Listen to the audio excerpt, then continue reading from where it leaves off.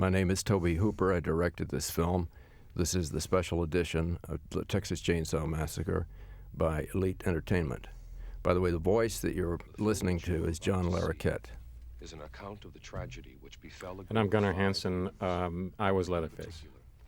I'm Daniel Pearl. I was the director of photography on the film, and this is the first time the three of us have been together since we finished the picture. Had they lived very, very long lives. Now, John, 23 years ago, whatever it was, I wanted this narrative to sound like Orson Welles, so I asked John Larroquette to do his best at Orson Welles. Still sounds like John Larroquette. One of the most bizarre crimes in the annals of American The biggest shock I had when this film came out was that you ruined the title. Because you remember the title on the script was Leatherface, and I really thought this was my great chance to be immortal. And then I saw this title, and I thought, oh my God, what have they done to this movie? I remember Toby mentioned he's going to change the title right near the end of the picture, and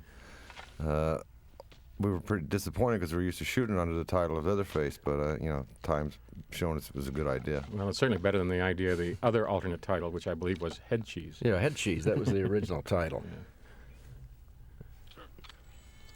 Right, this sequence is meant to give you a piece of the puzzle that you're about to assimilate, and to kind of freak you out a little bit, and give you some disturbing, foreboding clues as to what you're about to see. I remember when Toby was talking about shooting this sequence and the absence of any light at all, having no light at all on it. It just struck me as as odd, and that to be no light at all in the scene, come and go out of complete blackness. But it works that way. And, cinematographers, we always want to have something lit, and it's not always necessary, because you can see it's very effective the way it is. Now, this scene, help me remember this. I believe that this is a reshoot. It's a pickup. It's a pickup, yeah. The original story didn't open this way, and I don't even know if when the group in the van arrive at the cemetery to look for their grandpa. I don't remember, was that in the original script, or was that a part of this reshoot? The scene where they arrive, the group arriving at the cemetery the first time, was part of the script and something that we shot in the principal of photography. After I got over my extreme disappointment over the change in the title, I remember being very surprised to see all this, because, of course, I wasn't in on any of that discussion, so the whole beginning of the movie seemed so different from what I was expecting when it came out. Yeah, by the time the film was finished, Gunnar, I didn't know what you looked like. By the time I was finished filming, I didn't either. I had a pretty clear image of what you looked like, though. Yeah. We did have, I remember long debates about whether to ever reveal your identity on screen or not, and we came close to shooting it one night. Did we actually shoot it, or? No, I don't think we did. What we shot was making himself up, right? I think. It's as close as we got, yeah. But there was a lot of, I remember you and thinking about it for a long time about whether you actually would ever show him or not, or... Yeah. I'm really glad he didn't. I mean, I think that was the real power of the character. It's like Darth Vader exposed. Exactly.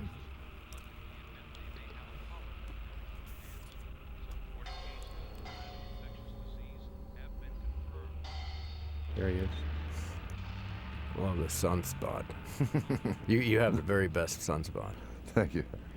A lot of movie scholars get really excited when they see this solar stuff and the moon stuff. They think it really has some deep significance. So Ron Bozeman's name go by. Ron was one of the producers on... And Jay Parsley, who saved my life. Yeah, did he? During the late in the shooting, when we were all out of our heads, and it was 110 degrees or whatever it was, I was standing outside, completely unable to think, in the sun, and he called somebody over and made them take my mask off, led me to his white Buick Riviera, opened the trunk where it was filled with ice and Lone Star beer. He gave me 2 Lone Stars, put me in the passenger seat, turned the air conditioner on, and took me for a drive. Is that right? Yeah, I'll be always grateful to him. That's cool. Well, anyway, Ron Bozeman was one of the producers on Silence of the Lamb, and he, I think he remarked, or Kim Hinkle told me that I think Ron said that you know, the most successful films had been this and Silence of the Lamb that he had been part of the production team on. That's hearsay. I think he said that. Here's Ted's van. His van, we had two vans amongst us.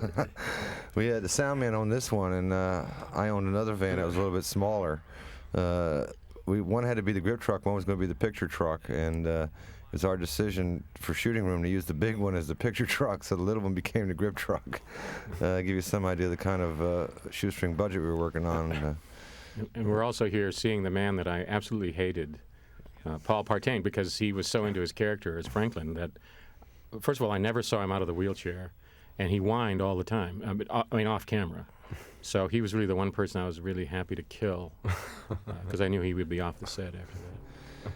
Toby, Jim Franklin, was a friend of ours, told me some years later that the part Franklin was intended for him originally. Is that true? That's true. That's true. The part was named after him, and I've forgotten what happened. I asked him, he couldn't do it, or something. I'm not sure why Jim Franklin didn't do the picture. Paul Partain, by the way, did an excellent job. Yeah. He called me out of the blue last winter. I hadn't talked to him since the day he died. And we had nothing to say to each other. What can you I say guess to- not, yes. What can you say to a dead man? Right. Now, I checked along the way with the MPAA. This film was made when there was a G rating, a PG, and an R. And I wanted to get a PG, you know, and at least this was the dialogue with the MPAA. So we agreed that, kind of in theory, that we may get a PG if there is no blood shown, and of course it depends on how effective the film was. But so there isn't really that much blood in this film. I mean, people have images of this film, and immediately they say blood. But as you watch the film, notice, I think there's probably about 2 ounces. That was John Henry Falk, by the way, isn't it? Yeah, John Henry Falk. Yeah. Well, it's interesting about the business with the blood, because a year and a half ago, a fellow came up to me and said, "This movie has the best special effects I've ever seen in a film. Why can't they do them like this?" And I said, well, the reason is because there aren't any. And he said, no, absolutely not. I saw all this happen. And he was just absolutely convinced that you had put it all in. Yeah, I've heard that as well. I mean, people have argued with me that this film is bloody. You know what I like about that was the way you cut that when he's taking a breath. Here. I don't mean to be contrary, but I know how much blood was made. Yeah. Oh, yeah. Well, I know you do. But And it tasted really good, by the way. but Daniel, It was a watch and see. I mean, a lot of it's on the walls. yes, exactly. And it's dried, and it's very true. The majority of it was used on the set. There's no doubt about that. But And Marilyn. Yeah. Well, yeah. Yeah. I mean, but I remember one night. You'll see with the attack on the character Franklin at night in the wheelchair when you know you were literally I don't know if you were using. I was shooting, so I couldn't see exactly where it was coming from. I know it was coming from cups full or something, or mouths full or whatever. It was flying everywhere. Oh yeah. Oh right. Well, in I fact, don't remember. We may have been spitting it. I'm not sure. in fact, when It was drinkable. When Franklin died, you know, there was one person, and in fact, you were one of them, flicking blood up from either side of it. Yes. And then at the end, you can see the big goblet of blood is when you sort of seem to get frustrated, and you took and just threw the whole cup of blood at me, and this is big hit on me. Right. Well, I'll watch for that, Gunnar. By the way, this, when I saw the film for the first time, was the creepiest moment in a movie I'd ever experienced. These close-ups on the cattle. That's some more of the pickups you did, isn't it? Yeah, right. Yeah, that was about That one, yeah, it's about 100 miles away, I think.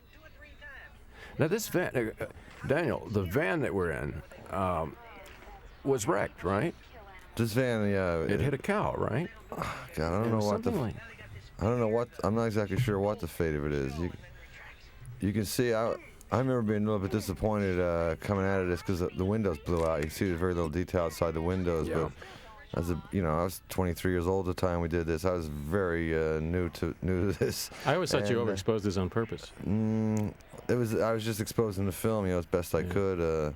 Nowadays, we have big rigs, lighting everywhere, and all that stuff. I'm not sure it'd be any more effective, but it certainly would go to a lot greater lengths than we did. Yeah, it burned out on us. I mean, we could have. People have asked me, why didn't we shoot this poor man's, while it's standing still? Right. But well, we didn't know it was going to burn out. Yeah, no, we didn't know it was going to. But actually driving the car and that heat really helped. It helped the performances. It was But the way hard it was- on us, This is a great shot. I remember when you came to me and said, "This is going to get this wide shot. Just run this car really small down across the bottom of the frame." It's Yeah. really nice composition.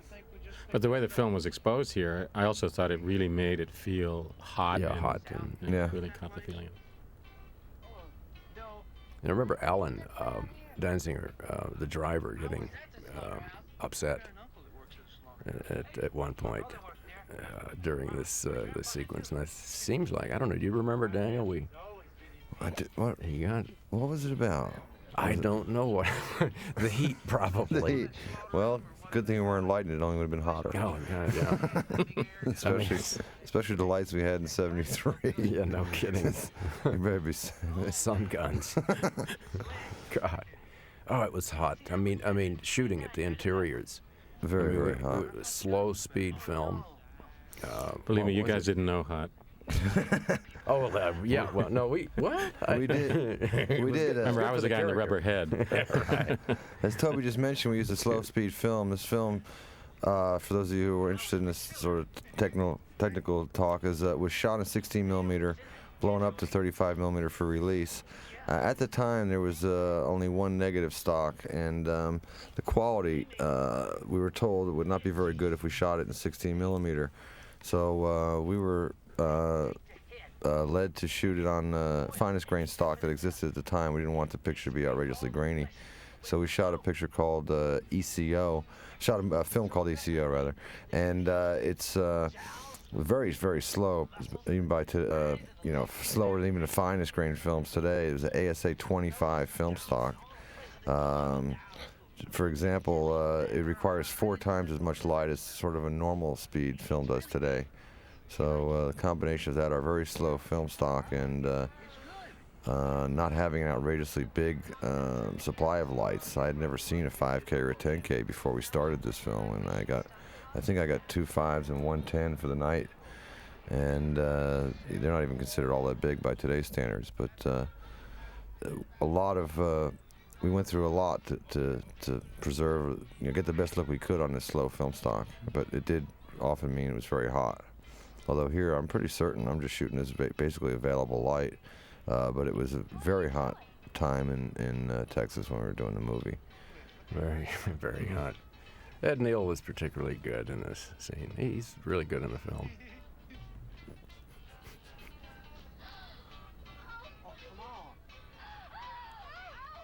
Ouch.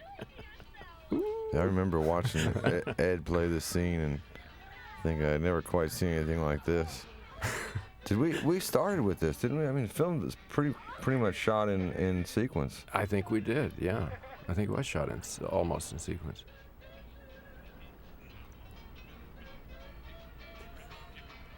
A lot of people think that's me, by the way. They do. No kidding. You played Franklin, right? No kidding. Yeah.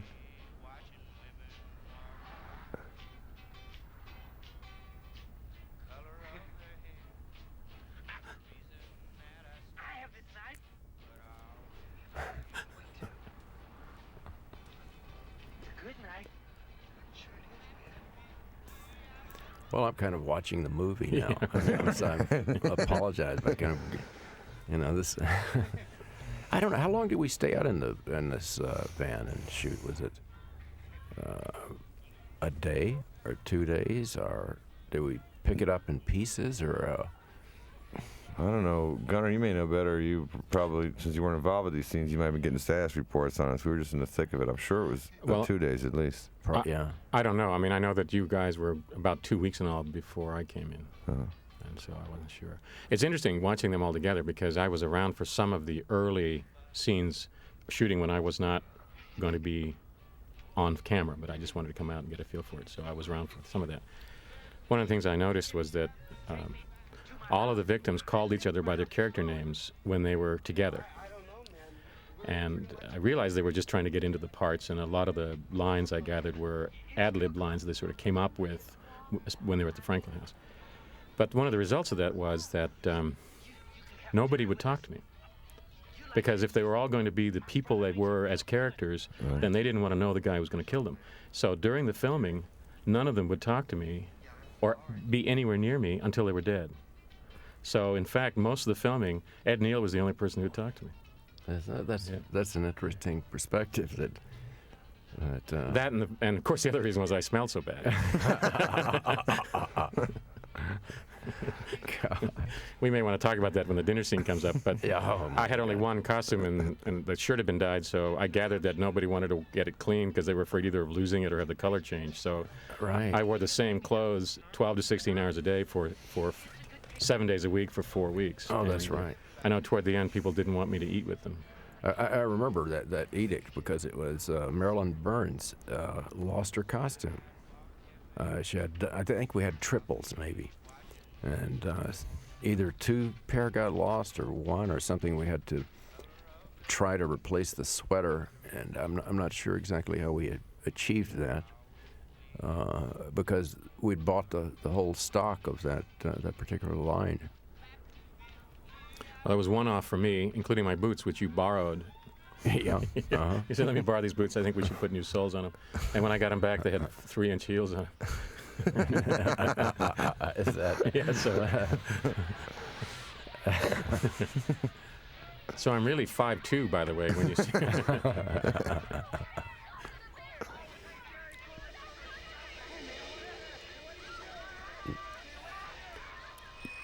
This is where my heart started racing during the first time I saw the whole movie, and it didn't stop until the end. I mean, I just was panicked for the rest of the movie. And working on the screenplay, it was Kim Hinkle and I would Kim would come over to my house, and I would sit in my little office, and then Kim and I would talk, and he would go into the kitchen where the typewriter was, and he would bang out pages and come back, and we'd talk and talk more, and he'd go bang pages out and so forth. And we knew when it was funny to us, we knew it was right, and there's dark humor in this. I mean, this maybe seems so obvious, not silly to say, but the first 8 years after the first release of Chainsaw, people did not see the humor. But there is this you know, I think you can see except for my Keystone Cops stuff. We got to bring something up, which is a question I get asked all the time. People come to me all the time and say, this is a true story, isn't it? And they're convinced that, in fact, this happened in Texas. I've had people say, I knew the original Leatherface. I was a prison guard in Huntsville, Texas. No kidding. And, he had a chemical imbalance in his brain. He works in the kitchen now. I mean, I would get these lines. Really? And I remember, Tobe, late at night, sitting with you and Kim talking about it, and I recall that you said that though this movie wasn't based on any events, that it was, you wanted to make it a film about a whole family of Ed Geins. Is that, do I remember that right? Yeah, that's roughly correct, because I had relatives that lived in Wisconsin, not that many miles from Ed Gein's house. And when I was a child, they would tell me these stories about, human skin lampshades and furniture upholstery, but I didn't know the name. I didn't know Ed Gein. And so actually, I didn't know this film was based on Ed Gein until 2 or 3 years after we made the picture. Well, it's good to know that you found out what you did. Yeah, I'm happy I found out. and another thing, Gunnar, at the top of the crawl, if I'm not mistaken, I think it says the story you're about to see is true. Oh yeah, and I think. I get it. Yeah. and now the movie that's just as real, I think. But what's also interesting about that is people who take that to mean that it actually happened, they also don't read the rest of the crawl, because it says this happened the summer of 1973. 1983. Well, that's the summer we filmed it. Mm-hmm. So you'd think that if they were that literal-minded, they'd figure that out. Now, I happened to be here for this scene. This was one of the days I drove out to watch. And I thought this guy doing the windows was wonderful. He was a friend of Marilyn's. Yeah, he was, yes. Robert Corton.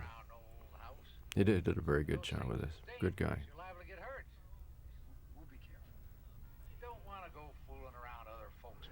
Love Jim Cito.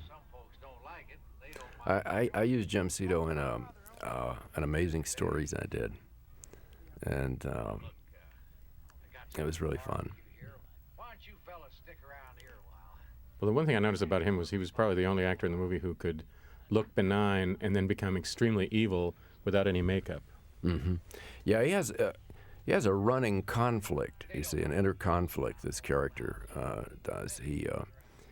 He's not altogether sure where the moral line is drawn, and the dinner scene at the end of the film, the finale, he's kind of splitting the difference between worrying about what old Grandpa is thinking, even forgetting that Grandpa's on the same track as the other guys, but he flip-flops his personality around. There's also evidently some ambiguity about whether he is the brother of the other two or the father of the other two. Yeah, there is. He was meant to be the brother. You think this place has room service? Frankly, maniac, tearing up the van. This always gets a laugh. Yeah, I just started doing that. Where are these guys now? I know Alan Danziger's in Austin has a company called Three Ring Service. Really? Yeah, he provides entertainment, Think that's blood? stripograms to flute-playing chickens. Cool. I don't know. I think that Bill Vale is an art director. It takes something. Jim is retired and living in Houston, and I guess Marilyn is back in Houston, too. That's what the last I heard, yeah. Yeah, and I think Ed is still in Austin. oh, yeah. And, in fact, Terry McMinn, who's the one who gets it on the hook, Pam, Yeah. she came back to Austin a couple years ago. Oh, Hey, I got us some barbecue. It's the closest place to get gas. So that covers everybody except Franklin. yeah, I don't know where Paul is. We're going out to Grandpa's place, aren't we? Well, there's a creek. You can go swimming. Let's go. Come on. Come on, Sally. We're going out to Grandpa's place. Let's go. What do we have, Daniel? About 40 feet of track? We did. We had we had a really good track system, rigid with a flatbed dolly that we put on it and work off the sticks and a hi-hat. But it was a really good system for us. You didn't have a lot of track, though. I remember there's a scene in here. I think it's the one where you rolled under the swing. Mm-hmm. Didn't you have a couple of guys crawling forward and setting track in front of you? That one, I don't think we did that on that one because we were so low. I don't think they could have ever gotten in there to flip it, but we may have been flipping it in a couple of other situations. I remember something where that was going on. Yeah, going under the swing, they had to lift the swing just as Daniel got under it. I remember that scene. It's coming up in a little bit. That under the swing scene stands out in my mind. One of the most graphic memories I have of the whole shoot.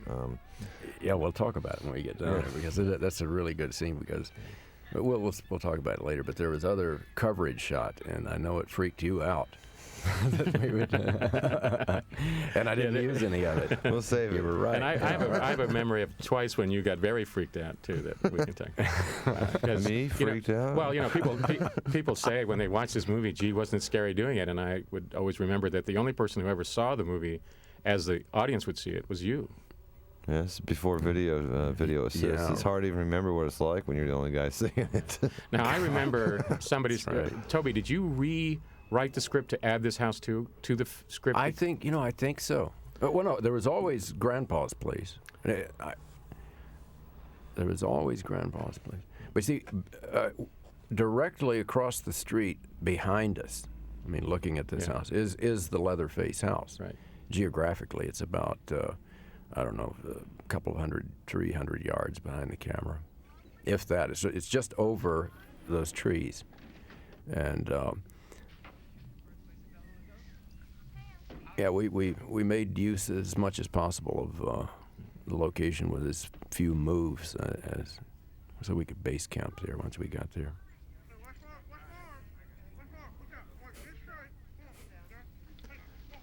What a tiresome guy. Yeah. The other thing I really liked in this movie was all this sort of mouth juice. You know, there's all this, Yeah, and him with this raspberry. With this, yeah. But he even does it with this. What do I want to call it? It's a sausage. Well, yeah, but it's also, you know.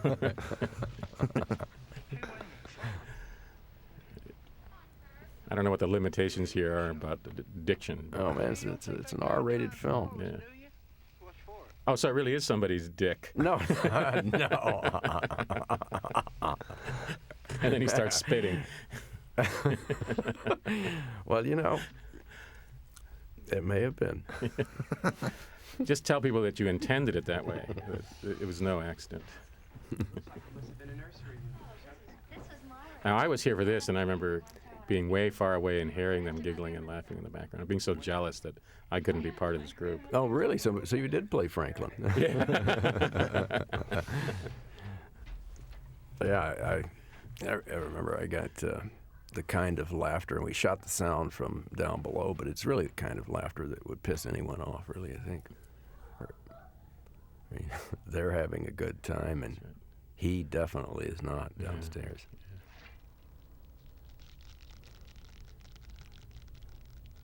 What do they call it? Those are daddy long leg. Yeah, there's thousands of them on this one. spiders. Yeah. Must be really difficult to get the set dressed with all those spiders. Well, no, you know, we shot. You know, we shot around the spiders being there. We found the spiders, I think, on a location recce, and came back, and they were still there. And we came back again, they were still there, and so we worked it into the script or into the photo play.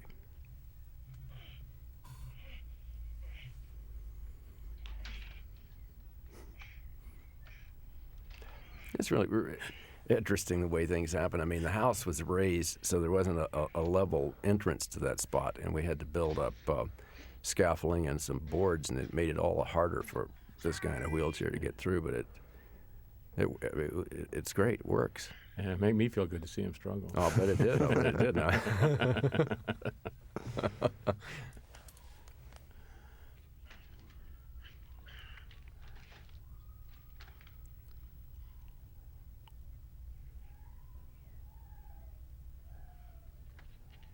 We had 9 lights, or 1 or 2, right? I don't know how many we had, but basically we were lighting with 9 lights. It's really hard and sort of orange light. Well, one thing, you know, in grading the film, you know, we went for a kind of a cheat so it wouldn't look like a 16 millimeter blow up, the kind of color. So kind of made it a little amber, and but I think the release prints in the first release, as I recall, they were green. I mean, on the green side, not on the amber. Release prints were all over the place. I remember seeing some flip left for right. I remember seeing some where the timing tape was out of sync with the edits, and they were pretty much all over the place, the release prints. See, there's that mouth work again. Yeah. Oh, I see. The raspberry was important, I remember. And here's his best line.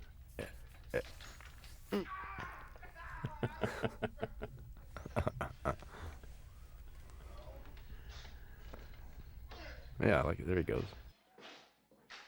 Hey, man, watch out for snakes. Hey, Franklin. Hey, Franklin, what's wrong?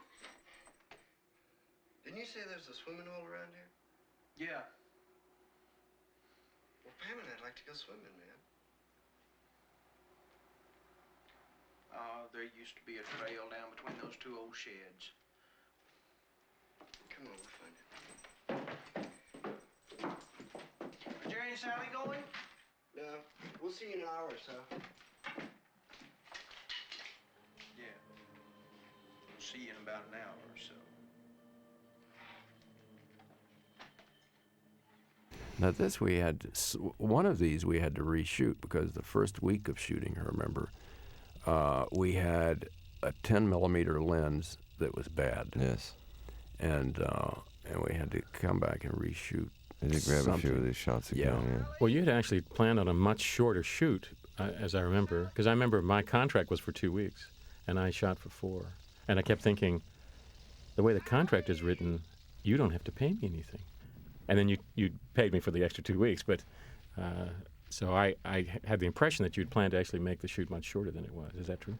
I don't think so. I mean, I don't know. I know this was a fluke the first week of shooting because of a bad lens, and there was a sequence. Actually, it's coming up after this. There's a sequence that we shot that I just didn't like, and I mean, the sequence didn't play, and it was these two walk into the woods. They find a shredded tent and a watch with a nail through it, and it just didn't look right, and it didn't play right. There's something wrong with the scene, and so you'll see how we fixed it by cutting that scene out.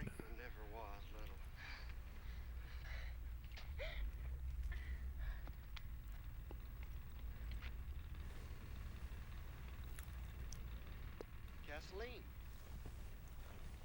I can leave him my guitar, give him a couple bucks. Where's that sun again? Gotta come back Yeah. by here anyway. I can pick up my Some really great photography in here, Daniel.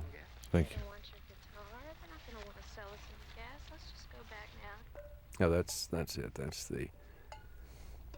That's what the sequence that I was talking about got reduced to this, and then to tie them together from the focus pull from the watch to that. I believe they commented on all of this, and it was just better to get the ubiquitous point of view.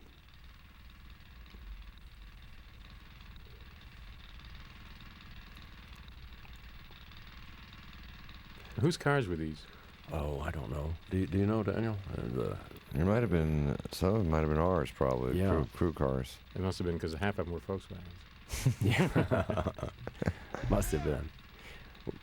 We missed an opportunity here because of budget, though, to show that a lot of these cars had been buried and the radio antenna sticking up out of the ground.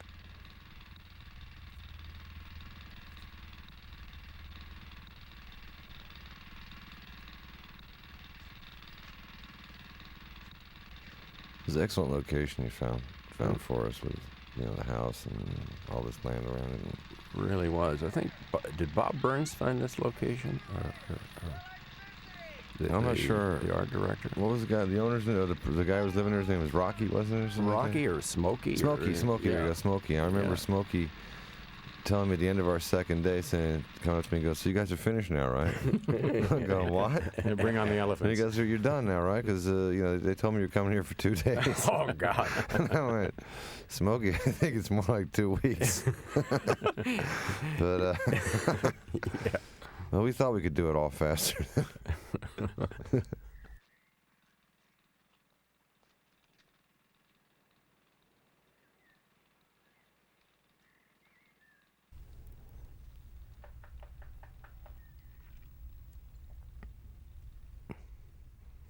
Masterpiece of Burns is here. This railroad tie yard swing. Yeah, no kidding. I remember whenever I'd see Burns, he'd be ecstatic because he'd found a dead cow somewhere and he was figuring out how to get it onto a truck. That's right. Robert kind of coveted that armadillo. And he did this. He put the filling in the teeth. Somewhat, or did he? Or was it Dorothy? Well, somebody got a hell of a lot of teeth from some We dentist. we actually found a veterinarian who had been throwing all the carcasses in a pile and told us where his pile of pet carcasses was, and we went and rifled all the bones out of that pile. Yeah. And I remember we were going to try to use some of those carcasses, and she was injecting these things with formaldehyde, and she gave one a really good shot, and the needle went through the poor creature's leg, and she shot herself with the formaldehyde in her leg. This is the scene coming up where I'm on camera first, for the first time, and I was so nervous for this shot. When he falls down from being hit, I was supposed to drag him out of the shot. You damn near killed him. Yeah, I picked him up and threw him into the wall. No, I mean, don't you remember that? I mean, it was a rubber hammer. I mean, the replacement hammer. But I hit him really hard with it. Oh, yeah. I mean, but I threw him head first right into the wall inside the little red room. I guess I wonder he didn't get impaled on those little... There were little pillows there, and you were supposed to just drop. Yeah, cool.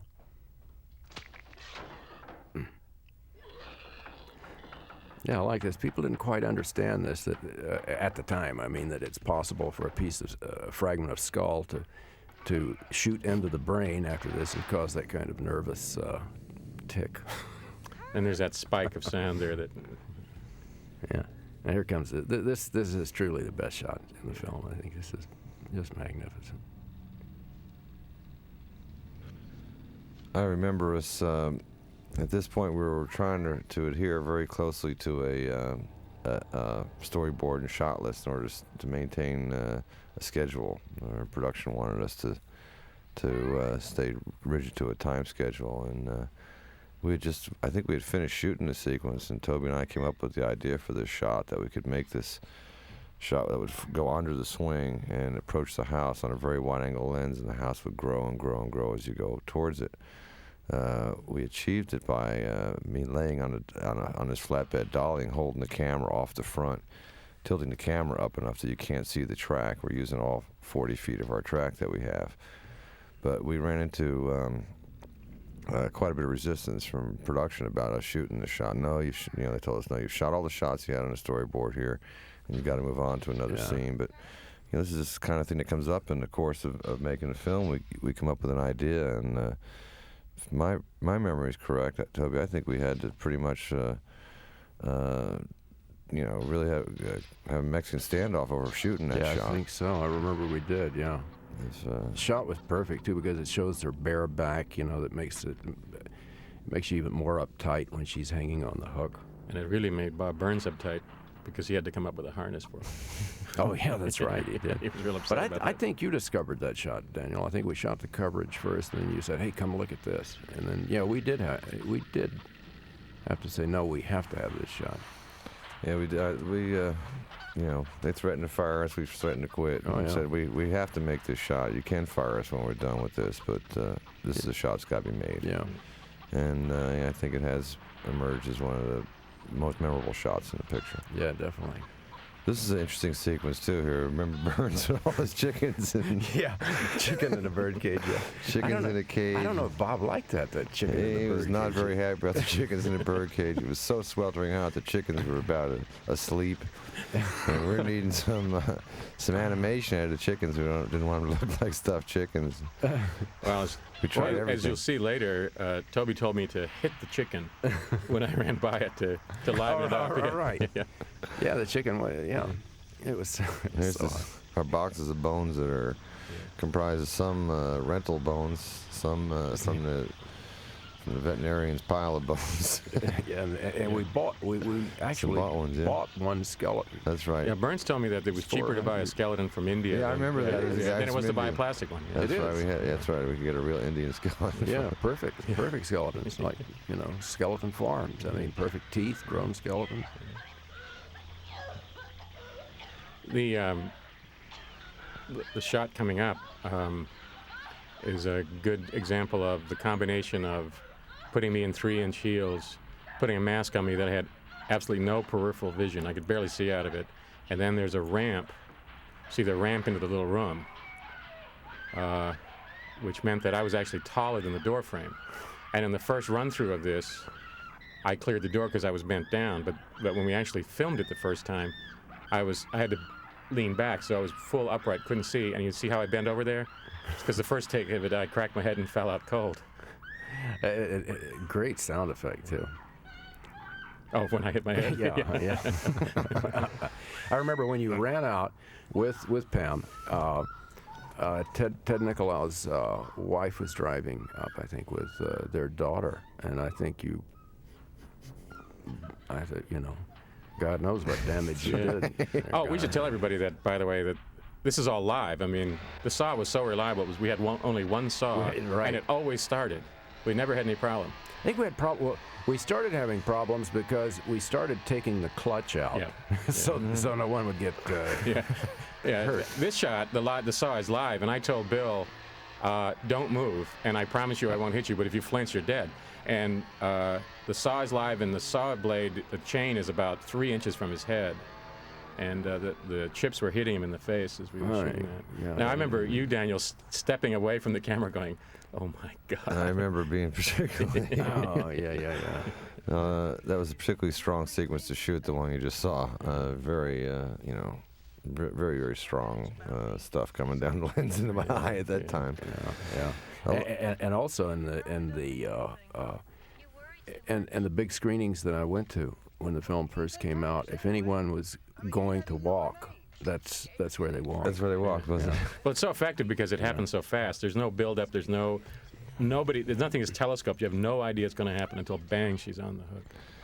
Gunnar, your strength really, as I'm watching it again, I can see it subtly and things like when Pam goes running out the door, you grab her and her feet are like still skittering on you've got one arm around her, she's trying to run and get away and her feet are just slipping and I remember that chainsaw is like a toothbrush in your hand. I mean, you could do anything with it. The rest of us have to pick it up and sort of be very careful and two-handed. You could just take it in one hand and wave it around like it weighed nothing. Really, really works a lot. Works well. Great. But it's funny how I tried to, it was a real problem for me because I had to come up with a character who didn't talk. And Tobe said, well, you have to be able to squeal like a pig. Mm-hmm. So I went out to a friend's place out in the country, and he had some pigs, and I'd stand out there for hours, and I had a stick. And I was poking the pigs, trying to get them to squeal. And when they'd squeal, I'd be out there squealing. And I couldn't get them to do anything, or I couldn't get myself to make the right sound.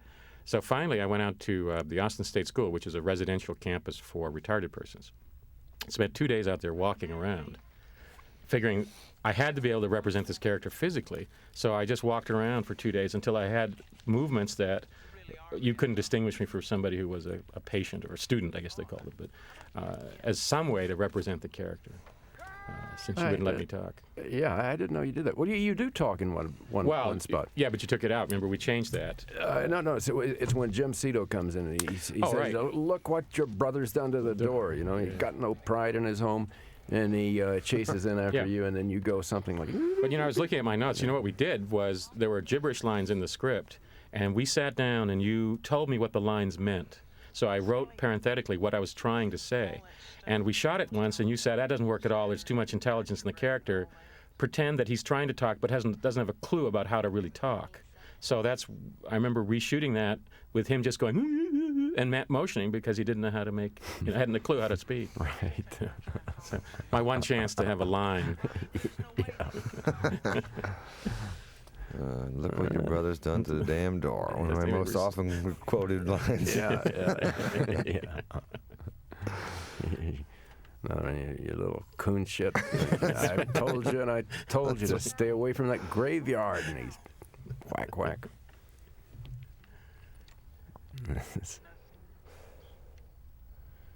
I remember when Tobe first contacted me, as I mentioned before, I was 23 years old. I just finished getting my master's degree at the University of Texas in the cinema department.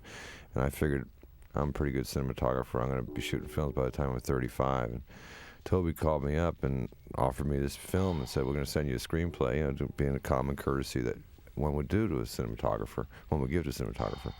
Well, I was so excited to be getting a movie, I would have shot it no matter what it was, but I read the screenplay, and the screenplay was so incredibly strong. This kind of writing, this dialogue that Toby's talking about, and the film was right there on paper, man. It just sent chills up and down my spine. I could not believe it. I was in heaven. I remember you called me and you said you locked the door or something. Looking out the window.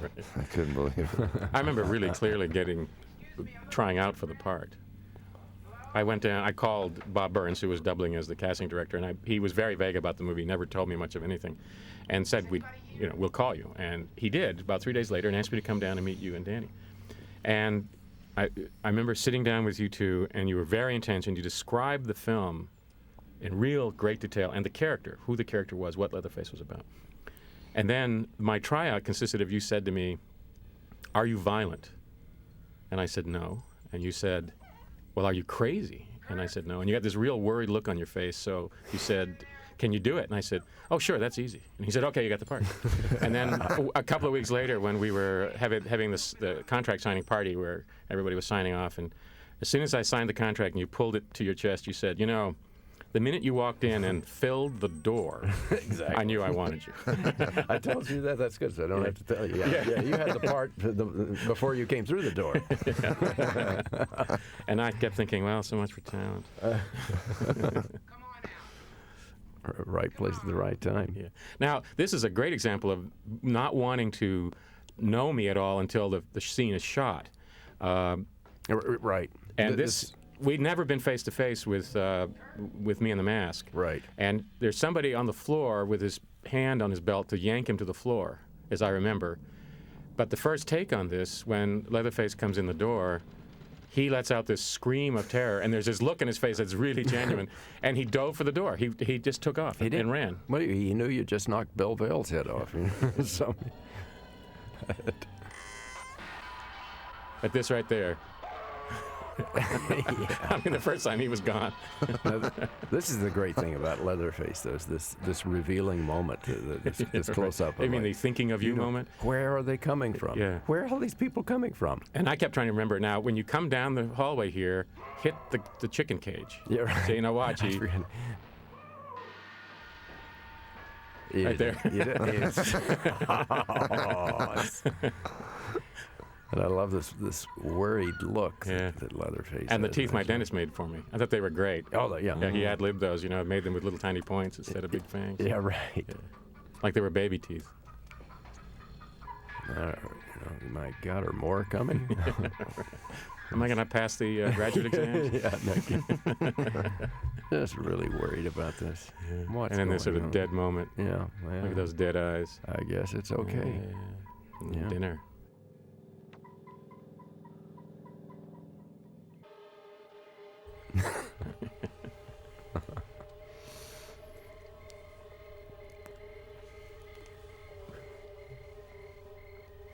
The moon. I remember you sending me out about a week before we started to shoot the picture to get the shot of the moon. I didn't imagine I could possibly. The moon was bright enough to photograph. I went out and overexposed it the first time. It was a white hole. I had to go back again. Yeah, that's where we discover it's daytime. The sun shone on the moon. Right. Are you shot night for day? No. I exposed it. I figured, well, it can't be very bright. I'll just shoot it all the way open. Just came back a white hole. Yeah. Now, I remember that Marilyn and Franklin did not like each other very much, and that a lot of this bickering was genuine. Is that right? I don't remember. I don't know. I don't know.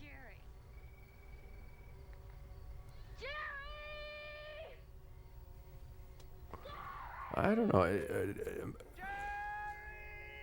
I'm always uncomfortable watching this little sequence Yeah, this because it's so tense. You know, they're so uncomfortable with each other. Editorially, there's an interesting thing that happens in this sequence.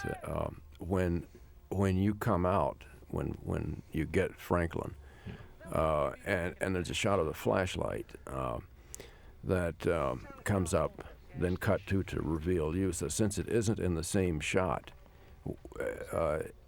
it was a cut, in other words, from him to you, making it shocking, maximum shocking, chair jumper style. What I did was I refined it down and cutting it, and then I found out it works best if on the flashlight shot if I remove 4 frames, so that he never quite gets there, because the audience tends to go along like with music that you understand, and can anticipate, so that that fraction of a second difference made a difference. I remember us having a conversation as well about magicians' technique of misdirection and use of misdirection to direct the eye to one side of the frame and have the danger enter frame from the other side, so that by the time you realize there was danger, it was in the middle of the frame, and that I think helps makes this a bit more shocking as well. Yeah. Also, the cutting it in general, I would generally cut not right on action like most editors do. but I would generally cut a beat before the action or a beat just after it, so there wasn't that continuum, and so you'd get these little chops, subliminal things that was meant to make you uncomfortable. I noticed in the graveyard scene with the fellow who says, I seen things, and he's lying in the tire. Right at the end, he's coughing, and then he goes, and he starts to take the breath, and you cut the scene before he finishes taking his breath, and that moment makes it really tense when you're waiting for it to finish. Yeah. There's also when you get hit in the head with the wrench. Yeah.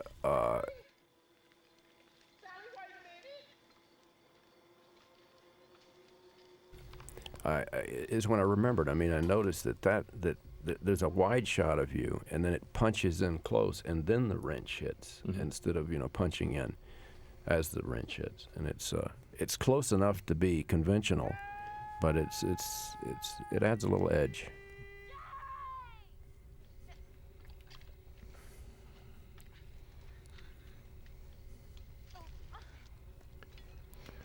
I thought you were really clever on this, Toby. What Toby had me do here was light this one 40-foot stretch of dolly track that we had, and then we shot it on many different sizes repeatedly through the night. All this traveling, all of this, the scene that's about to unfold in front of you all takes place on one stretch of dolly track that we were able to shoot off the left side, sometimes off the right side, and just make the most out of our one good setup. Well, all of the woods, I mean, remember, it was probably... was only about 70 feet by if even that 35. Long. Yeah, it was very tiny. And you'd have the scaffolding up. I think we had what'd you have? 2 towers or one, or could we afford two? I think we had 2 towers. I had a 10K on one and 2 5Ks on the other. With blue gel for the nighttime convention, making it between a combination of gelling the light with the blue and the slow stock. It was nothing, next to nothing out there. Yeah, here's.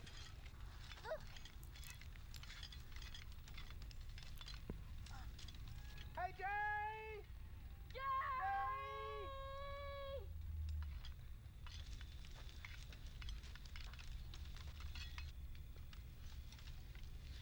Sally, I hear something. Stop.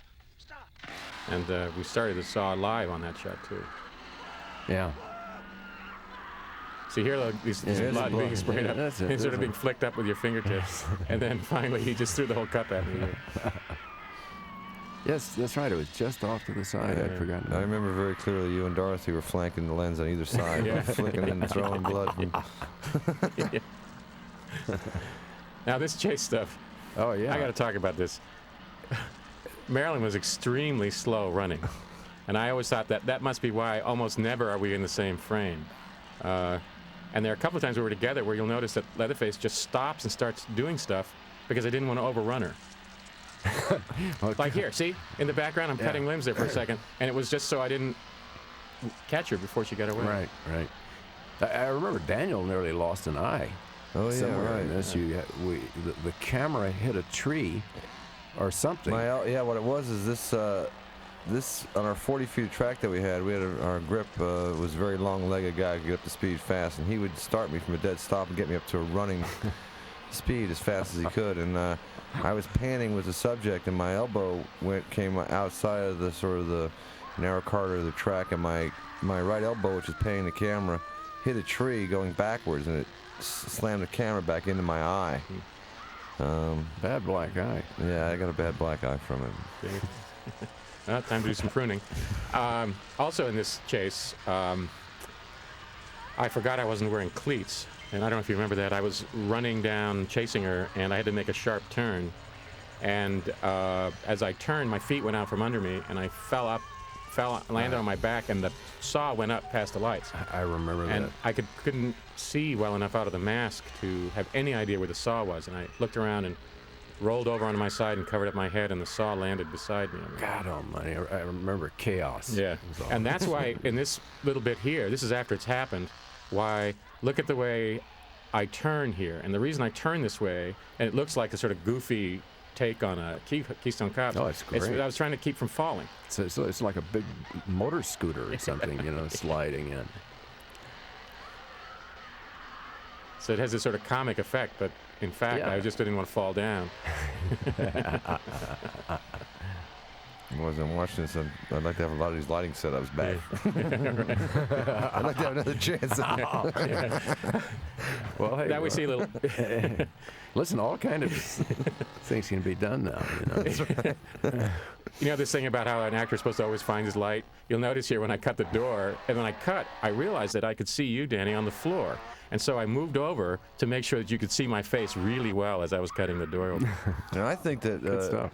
was that the sequence where that was just basically the three of us were the only guys working as we were doing this door Yeah. cutting sequence, wasn't it? Yeah. And then you jumped up. I remember you jumped up when I kicked the door, and you jumped up and ran away. We had been working long, and our whole crew had sort of fallen out. And I was just out of exhaustion and sleeping all over the house. And the three of us was near that. The door cutting was near the end of the sequence, and we had to get it done. We didn't have a choice, so it was just the three of us making the film at that moment. Yeah. That was the time when, waiting to set that shot up, I was sitting on the porch saying, "Time has no meaning," just chanting that for it felt like several hours. Now, poor Marilyn here. You know, you had a stunt double go out the window and fall 2 feet into a mattress, and then you dropped her off the roof so that the landing looked authentic. Is that what happened? Poor Marilyn, she was so beat up. She was. She really put a lot into it. Yeah. She was totally into it. There's one take coming up when she gets to the gas station, the barbecue station. So look at that turn. Look at that turn. Way. She when she breaks through the door in that scene with Jim Cito, we shot that I think 17 times, and. Did you think she was Marilyn Monroe? Is that? No. I mean, she really screwed her knees up, I think. as I recall. There's a little piece that's missing from the film coming up when, and this is the origin of the dance at the end. When she comes into the parking lot of the barbecue and makes the turn, you told me to come to that corner and stop and just get crazy. And so I started dancing around, twirling with the saw. Right. And then that became, at the end of the film, you said, let's do that again. Yeah. Yeah, I cut it out because it was it was best to not know if you were outside that door or not. I mean, that's why Jim Cito, when he goes out to the truck, he leaves the door open, and you have Marilyn and then the door, and you. And also, I always felt like you're coming through. You don't want to give it away. I mean, it makes the ending stronger not to see the dancing before. See here, she was so slow. I'm just sort of galumphing behind her. Yeah. I love these long lens shots. Yeah, here's where. Well, the great thing is too. Then when the truck starts up, for a second you think it's the saw. Yeah, that's I. Well, I thought it was the saw. Yeah.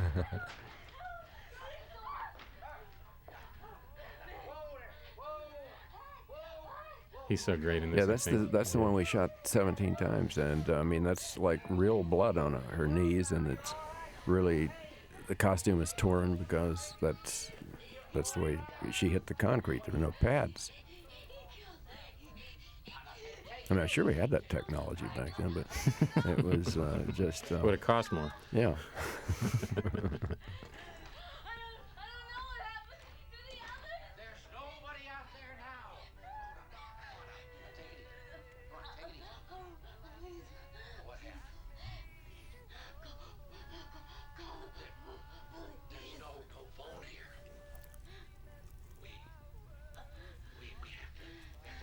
Where was this towards where the highway this gas station was on? Does anybody remember? It was out toward Bastrop, wasn't it? I think that it was east of town. Yeah, that sounds right. Yeah, that's the shot with the door open. I remember this. She came in. First time she came in, she was so wound up and freaked out. She went on for an entire roll of film the first time, an entire 11-minute roll of film. Right. Well, she knew that if she just kept going, that you'd leave her alone for a while. Yeah, she was really into that moment. That's why I don't know if we shot this before we shot the chase. I don't recall. I know we did camp at this location. We either shot the entire day and then through the night to get this, or we were there 2 days. I don't know.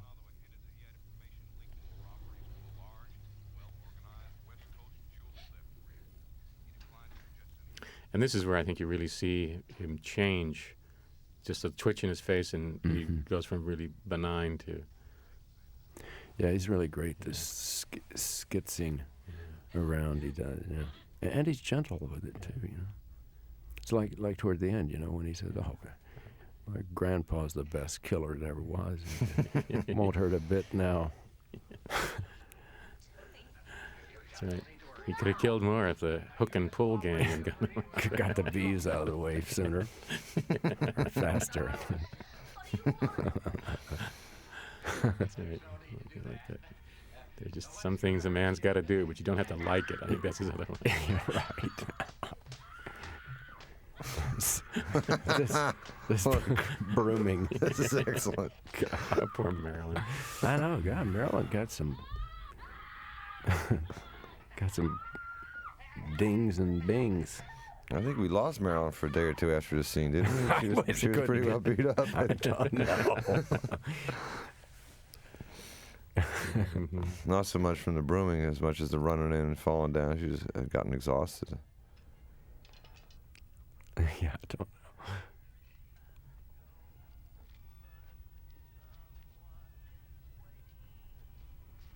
know. What's the band playing in the background? I don't know.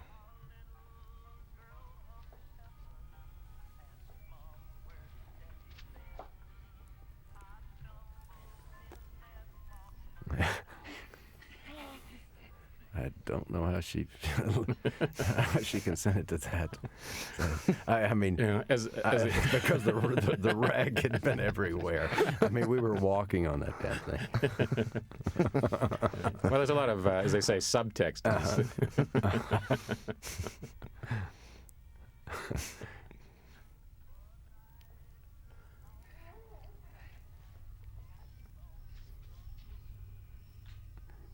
Yeah, the scene coming out is really an interesting side of this character that Jim Cito is playing. Especially this little goofy moment here. Mm-hmm. Yeah, right. This little moment about capitalism and. I mean, this film kind of came out of the Watergate times and was kind of inspired by it in a lot of ways. That, and there was a song called "Dead Dog in the Middle of the Road." Right. Stinking to high heaven. Yeah, and it said nothing, but then again, I guess it said everything. Had to lock up and get the lights. Cost electricity enough to drive a man out of business. She really cares about your problems, dude. Yeah.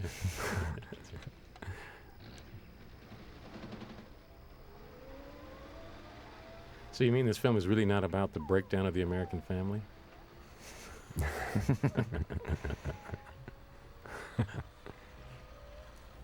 Listen, that family sticks together, man. That's the family that slays together, yeah. Yeah. That's this. He'll kind of he'll get a little bit embarrassed, you know. Too uncomfortable down there. Oh. You got nothing to worry about. You just take it easy, yeah?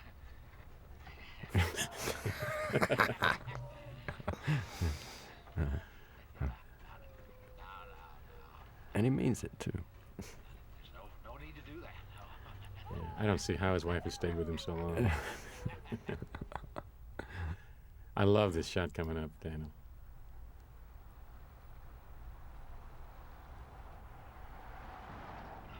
The one where when he sees the hitchhiker. The hitchhiker, yeah. Well, it's interesting that well, you had a couple of little quartz lights on. Someone was running cable because the headlights were illuminating. Right, we had rigged two 1Ks on the bumper in the place of the headlights. to try and actually worked out very well for us. We got this point of view and the shot that's going to be looking from the house back out of the car. Yeah. Out of the setup, it worked really nicely. What?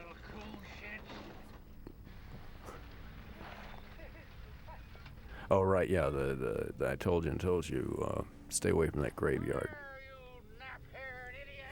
Nap-haired idiot. Yeah, look at The that. shot Yeah. here, yeah, that's really nice. It's really nice.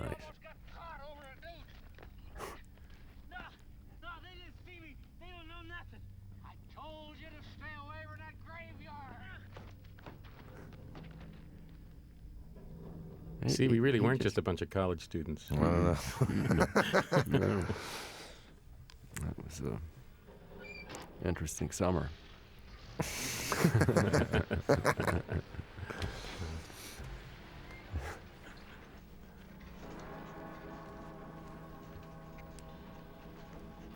Well, with that 25 ASA, this was really amazing. That was... The sun was coming up, right? Mm-hmm.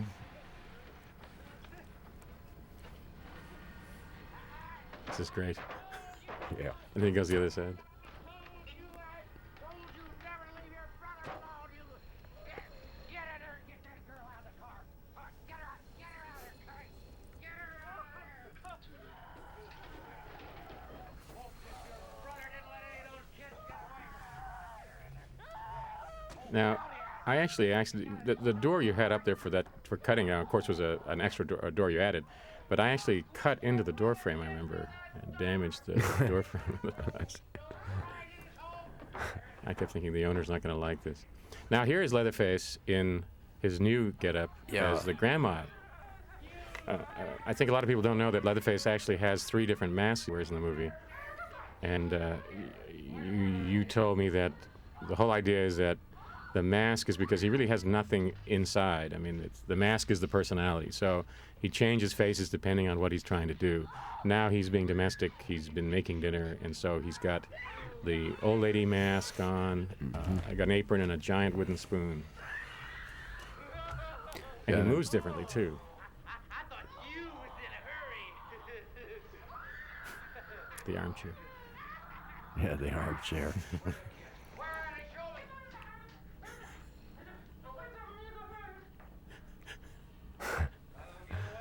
My voice changed after this.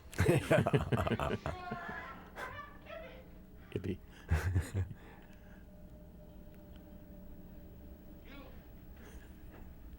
You damn fool! You ruined the door! Now's the first time you hear Leatherface. You hear your name. And I think there's only one other reference when... Yeah, at the dinner scene. Me and Leatherface do all the work. You're just the cook. Yeah, right. Yeah. Now, Grandpa... Go ahead, go. He was a guy who really understood that not only putting a mask on does it free you, but when the mask takes 8 or 10 hours to put on and you do something unpleasant, no one can touch you. And so when we were doing... when we carry him down the stairs here in a minute, he would go limp in the chair. Do you remember this? Yeah. He'd go limp in the chair and then slide out between my feet. And he'd do it over and over and over again. What was his name again, the guy that played? Anybody remember? It was John Dugan. Yeah, John Dugan, yeah. John was 18 years old, and That's right. he was cast somehow to play the 108-year-old granddad. And he looked 15. Yeah. He was thin, you know. He was thin, and it was, as Gunnar had mentioned, about a 10-hour makeup job, at which time, at the end of applying all the prosthetics makeup to make him into a 108-year-old man, he announced he was not sitting through it again, and we had to shoot him out. So this sequence that you're starting to see here now, of course, we were 10 hours into our day when we got this announcement, and we had to shoot him out. And I remember very clearly we worked 27 hours straight in order to... Right. So we started noon on Saturday and finished, 3 in the afternoon on Sunday? I don't know, but Yeah. it was 27 hours straight in order to shoot him out of the movie entirely, and My other recollection of this dinner sequence was absolutely the hottest. We'd mentioned it was hot, but this is where it really peaked for us. It was, we were shooting it during the daylight hours with it blacked in, and it was just outrageously hot in the slow film stock requiring a lot of light. And we had all this head cheese. That was heating up. Yeah. Heating up. It was probably probably rancid before we got it. Anyhow. Yeah, I remember there was like Dramamine or something like that. Well, I remember nausea. every once in a while the odor was. they'd say take a break, everyone would go outside, and Dr. Barnes was giving everybody some sort of nausea medication. But I thought we were sticking our heads out the window, throwing up, or maybe it was just me. I don't know. Well, and the trouble was, of course, it did me no good because I remember the rule was you can't take Gunnar's mask off unless it's a 15-minute break or longer. And every break was a 5-minute break, even if it lasted an hour. And so you'd say, all right, everybody, outside 5 minutes for air, and I'd get to stand outside and breathe the bad air in my mask. And this was the night when I finally got so ripe that they wouldn't let me stand in line to get dinner. Tell a story, Gunnar, about this. Oh, yes. This scene, there's a tube, there's a bulb in my palm with the knife, and there's a tube to feed the blood there, the fake blood. We shot this over and over again because the tube kept clogging, and there's a piece of tape, Scotch tape, over the blade edge to keep it dull, and we couldn't get the blood out of the tube onto the knife edge, and so after the 4th or 5th take, while they're all sort of getting ready to shoot it, I turned away from everybody and stripped the tape off the knife. And the tube, the blood tube, and then actually just cut her. And the reason was, at this point, we were insane, and now we're 18 hours into this 27-hour day. And she's ruined anyway. I mean, she's so buggered up. She's no good. And I was so crazy. I mean, at this point, I was so crazy that I just wanted to get the film over with. And I didn't care about anything. I didn't care about hurting her. I just wanted to not do this again. And it's interesting, because later, I'll mention the rest of what happens because of that kind of craziness. But for the record, I didn't tell you to take that tape off. No. This is the first I hear about this. Yeah. This is the first I'm hearing about it. I wouldn't have carried on this movie. I didn't know it was actual real blood shit. Well, I knew that you were very sensitive, Daniel, so I didn't want to tell you about it. But there's things a man's just got to do. All right, well, it could have been a 30-hour day if you hadn't done that, I guess, so thanks. Yeah. I would expect Marilyn to say things. She wasn't saying thanks then. And the great thing was, she really got upset and was crying because I'd cut her, but nobody noticed because everybody was so whacked out. You know? Oh, it's just Marilyn complaining. And now here's Jim Cito going through all these different these. I always thought of the sausages as being Jerry, because it's the same color as his hair.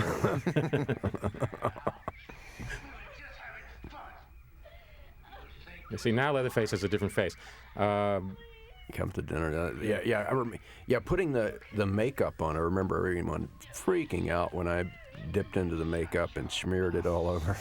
And then, and there's a little piece in here that didn't make it into the final film, which is, you remember, I actually get up and walk out of the room and put more makeup on. You have a little shaving stand with a mirror, and so I think if you look really closely, the makeup on the face changes from the beginning of the scene to the end.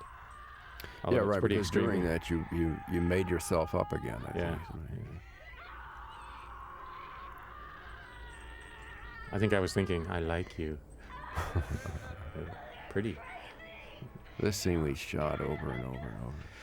Yeah, I remember this one.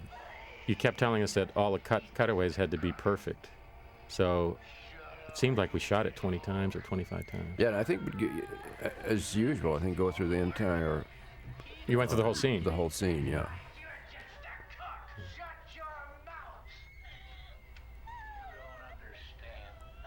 It was just so this is where we were. Were we tented in here? Or was yes, we're tented in at this point. It's really hot. It was just a nightmare. Yeah. I remember that you would occasionally switch out the head cheese for so-called fresh head cheese, which had been sitting in the other room at 100 degrees versus 125. Except for the chicken, which you couldn't switch out. There was the chicken art there in the foreground. Now that is not the same chicken as the one that was in the cage. I don't think. But that prop did arrive late. Yeah. So, right after we had that. I mean, actually, I just thought of that. That's chilling.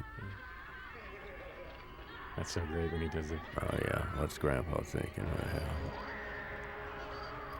The Mexican flag shot. He just can't help himself. The energy kind of pulls him back into the spirit of it. You know?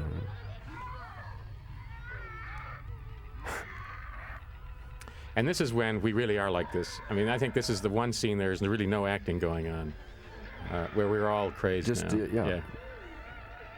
Because I get asked, how can you do a film like this? How could you be this monster? And I say, well, you're not the character you're playing. You know, you're separate, and you do it, and you present the physical presence of the character, but you're not the character. But in this scene, coming up a little bit, I think I certainly lost any sense that I was play acting. Maybe play acting isn't the right word. And I just lost any sense of that, and I really thought I was trying to kill her. I did, and I jumped up at one point when the hitchhiker yells, "Kill the bitch." And I thought, kill the bitch, yes, kill her. And I jumped at her because that's what I thought I was supposed to do. And then they had this flash of, wait a minute, this is a movie. It was like this was all in that 27-hour thing, and it was just we were living it. And while you guys are up discussing the lights for a shot, I remember Dottie saying, "This is purgatory." Yeah, I know. Well, okay. Well, in the background, outside, behind this house, what's going on? We talked about it earlier. I think Daniel mentioned it about the veterinarian and the all the dead animals, and Dorothy getting shot in the leg with the formaldehyde.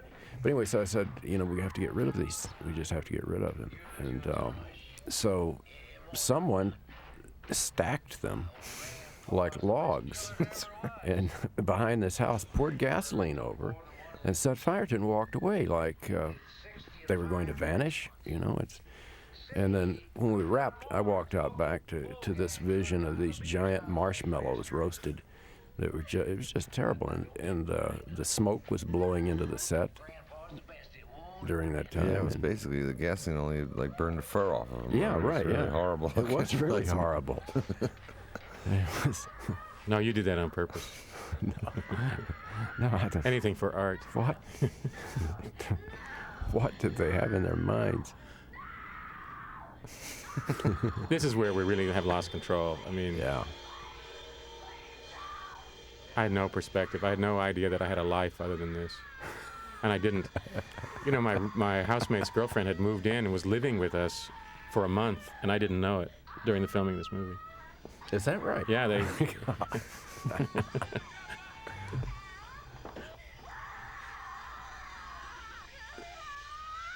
Yeah, and the design of this, that at this point, I mean, you can't expect how is she going to get away now. She can't get out of this. So I think it's the first film that a heroine jumped through a window, a plate glass window, twice.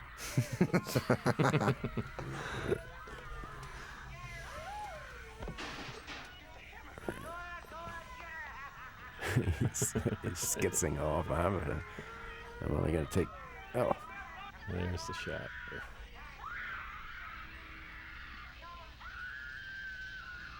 Come on! Give me the hammer. Get her, Grandpa. Give me the hammer. Get it, Grandpa. Let me get her. It's the bitch. Right there. Yeah. Looks like she's got Ed pretty good. Okay, now here comes of course, this sequence. Remember, Daniel, we had to wait for the sun to travel 800 or 900 miles to come get clouds. I mean, to get in front of the sun, so all of this could be graded as early morning. Mm-hmm. And this is where, if you remember, you had the track laid diagonally across the road, and you'd close the road off, and the sheriff came through the flaggers, pulled up within 2 feet of the track, and I think the production manager came up and said, "We have permission to close the road," And he said, "From who?" Yeah. And you said the state police, and he said, "This is my county."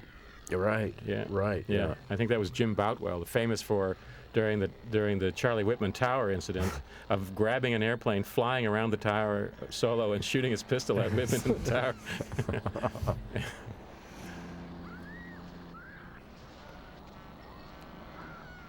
Now, Yeah. you should tell how you shot. Yeah, that was backward. The truck was in reverse. We took we're just using the cab, and Yeah, we'd run because of 16 millimeter, we were able to turn the camera upside That's down right. and shoot it backwards going away, and then That's flip. right. Toby then flipped the film in the edit and comes back right side up and backwards. Love the name of this, Black Maria. yeah. Right. Wasn't that Edison's film studio? Black Maria. Right. Yeah.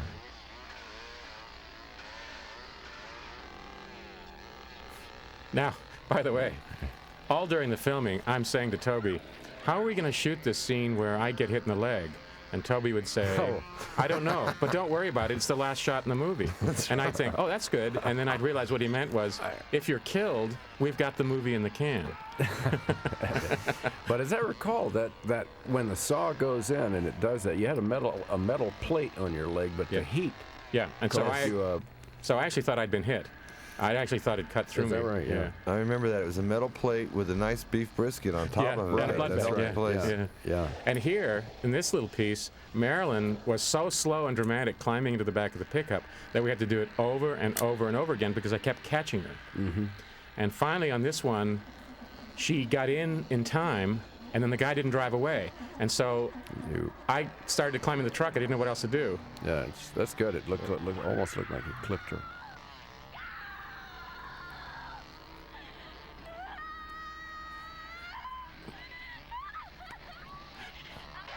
Now, this was my favorite thing in the movie because when we were swinging the saw and I could barely see, at one point I looked out and saw through the little tiny eye hole Danny running away because he was trying to avoid being hit. And behind him was Toby with a cigar in his mouth and one of the producers.